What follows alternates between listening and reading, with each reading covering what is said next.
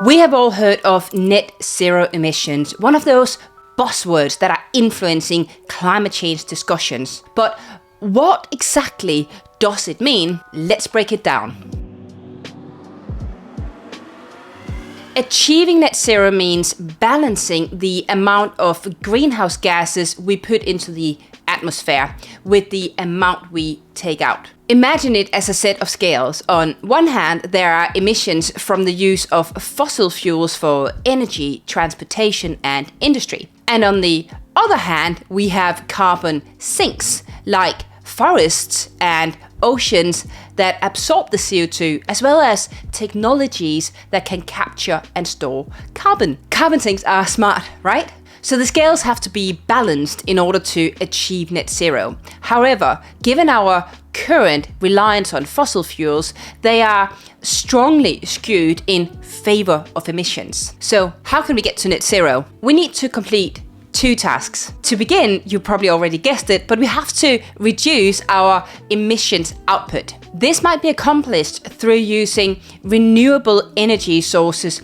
improving energy efficiency, and encouraging sustainable practices in industries such as agriculture. The second part of the equation is to have more and better carbon sinks. We can accomplish this by protecting and restoring our forests, supporting sustainable land use, and developing carbon capture and storing technologies. But don't get net zero and zero emissions mixed up. They are not the same thing, because zero emissions would imply completely eliminating all greenhouse gases, which is nearly unattainable given our existing reliance on technologies and our consumer lifestyles. However, net zero accepts that certain emissions will continue to exist, because the idea is to offset these emissions with an equal quantity of removals from the atmosphere, resulting in a net effect of zero. Or, to put it in another way, we are balancing plus and minus to get zero in the end. Why is net zero so important?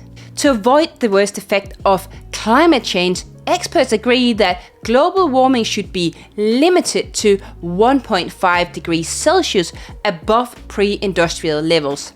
And reaching net zero emissions by 2050 is critical in meeting this goal. So if you're a business owner wondering, okay, I get it, but how can I get my business there in terms of reaching net zero? I suggest you watch the following video where I'll give you 6 steps to ensure your net zero journey is as successful and easy as possible. But before you go, please like and subscribe to the channel.